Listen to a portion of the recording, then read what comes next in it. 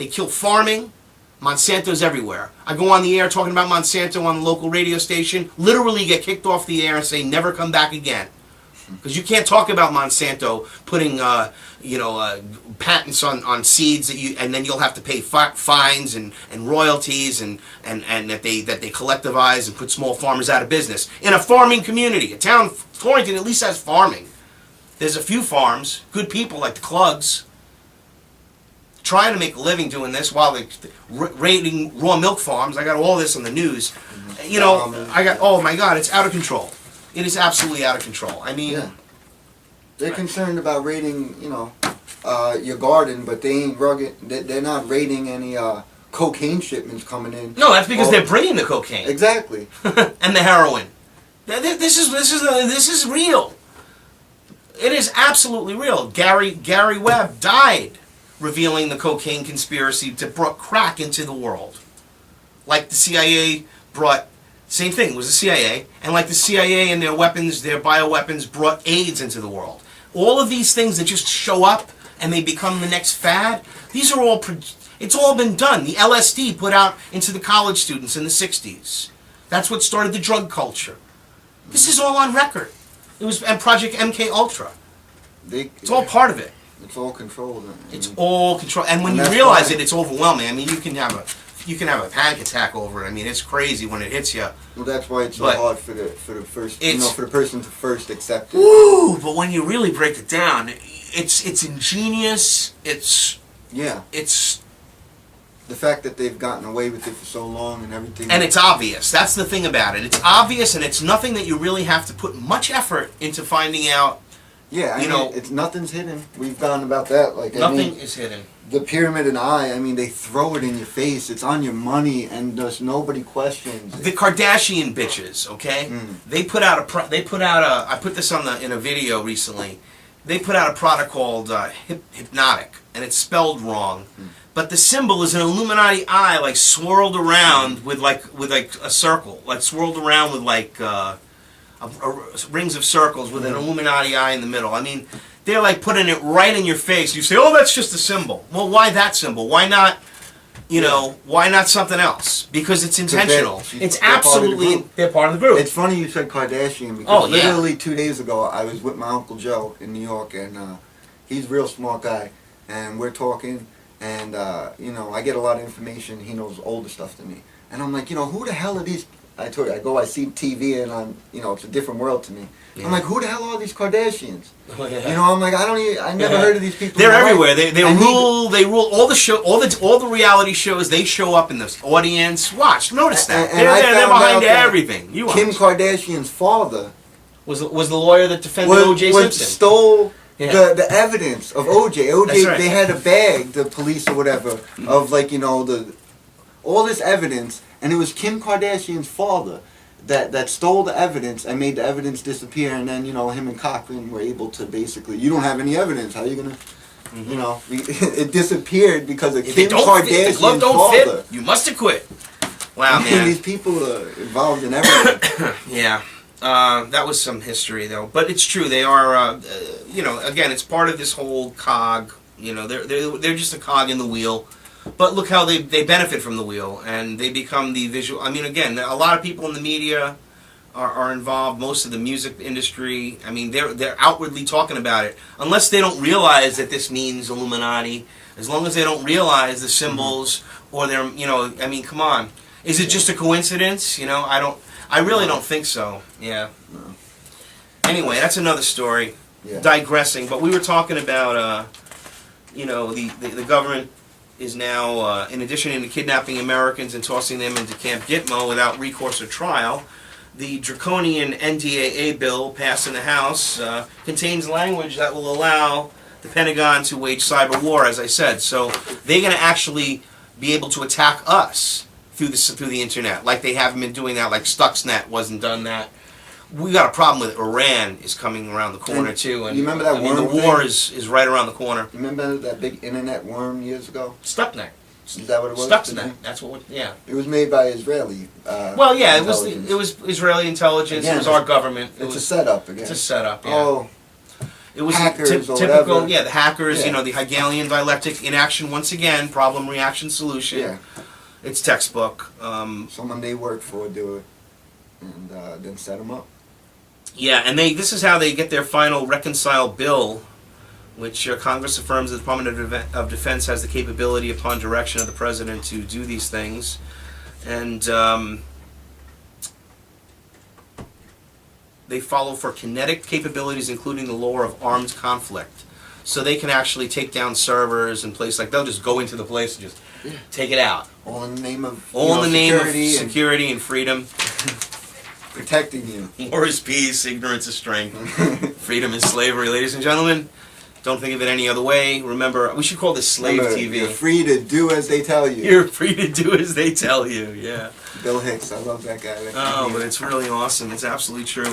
Hey, this is real interesting for all the sheeple out there, all the people that are maybe not awake or taking the time to actually spend the last hour or so listening to us rant about the collectivism that's called the New World Order. One of the people that have come out to real, I just can't even believe it made the Huffington Post, was Thomas Jane. Now he's the guy that plays Hung on that TV show. The guy with the I don't know. He's supposed to be very well hung, and all the women love him. He's a male prostitute. It is a show for children. It's a perfectly wonderful show for children on Showtime. And anyway, so he's pretty popular, and a lot of ladies love him, whatever, Thomas Jane. Well, he was also nominated for a Golden Globe Award last week, but he started coming out he's wide awake, and he's talking about the education system. So I'm going to read a little bit about this little thing. This is really an interesting situation. The 42-year actor is a different breed in Hollywood, one who favors meditation over partying and gets his news from word of mouth and an occasional caught web headline, not cable news. He doesn't watch TV and all that stuff is what he's saying about. In his new interview with the Fix's editor, Anna David, the transcript of which the Huffington Post has obtained exclusively, Jane says the corporate-driven media, liquor, the education system, and the collusion of big business and the government have brainwashed Americans into complacency. Okay, now what we've been talking about for the last 50 minutes in one sentence. This guy Hung. And the guy from Hung says this, all right? So, and that actually is, in one sentence, I would have to say, that's pretty much it. Yeah. The corporate-driven media, liquor, the education system, and the collusion of big business and the government have brainwashed Americans into complacency. Now, that's not even to mention the drugs. And then people's reaction to the world around them. If you give them drugs and alcohol, they tend not to worry too much that you're ripping them off on the parking meters, and you're putting people in office that don't know what the fuck they're doing. You go for it, Thomas Jane. I like you a lot. Yeah. We go down to the bar and complain about it instead of going to the fucking Congress and complaining to the people who really fucking need to hear it. You find yourself at the corner bar yelling at the fucking bartender who could give a fuck, is just wanting to go home and turn on the goddamn TV. I find a nation of sleepers and hackers, and it's not our fault. We've been conditioned to stay asleep. We wake up briefly, but then we're too tired and shell-shocked and beaten down to do anything about it because we realize half of our life is gone. Jane continues. Generally, the easiest thing to do is fall back asleep and sort of nestle in and wait for a bit until we slough off the mortal coil and call it quits. That's the metaphor in our film of death. Now, what's really interesting about this is that he talks about Rockefeller, and I love this. It's amazing, though. It's amazing. Keith Ledger. But listen to this. Yeah, the next Keith Ledger, right? The next thing it's really unbelievable because you're dealing with a situation where he's telling it like it is. Mm-hmm. Really telling it like it is, that it's a controlled environment, and that's what we've been saying. And to really amplify this even further, Thomas Jane continues by saying, but while substances create some of our problems, Jane says they're really just a symptom of brainwashing that starts at a very early age. Exactly. Substance abuse and use is all really brainwashed into society through the media and through movies and culture and all this other stuff. Absolutely true. And it starts at a very early age. That's what school is. Listen to this. It's a prison for your mind. And it's a travesty that we do this to our children. It's an open letter that Rockefeller wrote to the President of the United States saying we need workers, he says, noting that he does not send his own children to American public schools. Not thinkers. Well, I don't either. Exactly. And that's what we have here in the school system, we have to have in our country, is that Rockefeller said we need workers, people who follow directions, who are able to stay in one place for about 8 hours a day, and people who fear authority. Quote, unquote, Rockefeller. Yeah, this man is awake, aware, and part of the solution. And he's not afraid. See, a lot of people in Hollywood are awake because they're close to it. Believe me, they're right on the. They're right next to it. They're friends with. They're friends with it, literally. They're at parties. They're at Hugh Hefner's house. It's just they fear for their work. They fear for their livelihood because to give up all that money. To give up all that, life. yeah. But maybe he's figuring, hey, listen, I've been doing this hung for 3 seasons. I got 20 million. Fuck you. And you know something? Maybe all you guys should out there in Hollywood that are really much wealthier than the average American could ever possibly attain to be or hope to be. Maybe you should do the same thing. Call their shot on it. You don't think that you couldn't produce these films yourself, or you couldn't? Your fans wouldn't be behind you if you woke up and said what's going on. We know many of you are out there. It's not just Charlie Sheen. Yeah.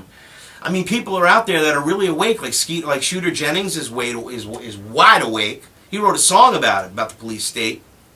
A lot of music artists. A lot of music artists are awake. Especially now, the rappers. The rappers. Like all these rappers now. You know, there's a lot of them that are awake and aware of what's going on, and they're coming out slowly but surely. It's starting to, just people are just even they can see what's going on, or they know what's going on, and they're just tired of it.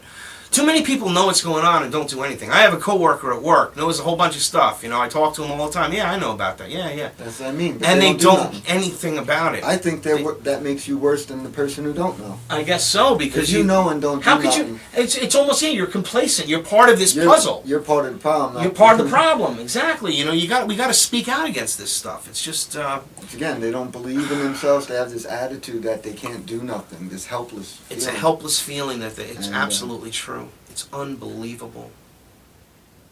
Yeah. Horrible thing.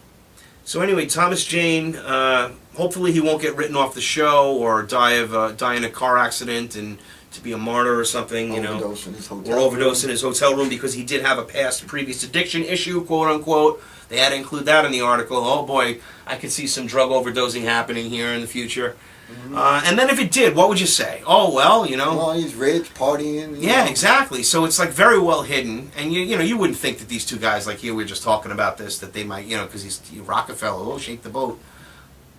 You gotta shake the boat a lot. I mean, that's why they're going around. I have a lot of tyranny in here to go over. They're going around to school kids that are homeschooled in California and in other places, going to their homes to inoculate them. Knocking on doors through government orders.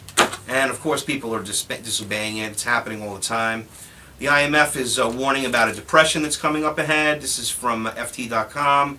The managing director of the International Monetary Fund has warned that the global economy faces the prospect of economic retraction, rising protectionism, isolation, and what happened in the 1930s depression.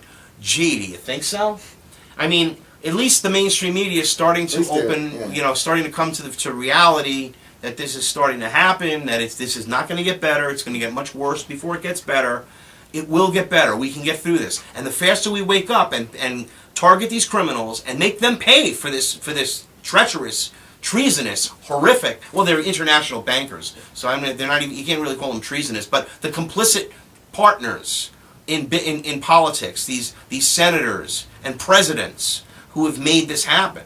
This is no joke. This is a fucking, it's like the most horrible thing that I've ever, I mean, imagine you woke up one day after you thought you lived in this great country that everybody was free and all we do is good and help people, and find out that your country's more like Nazi Germany under Hitler than than America under George Washington or Thomas Jefferson, or the founding principles have been pissed on.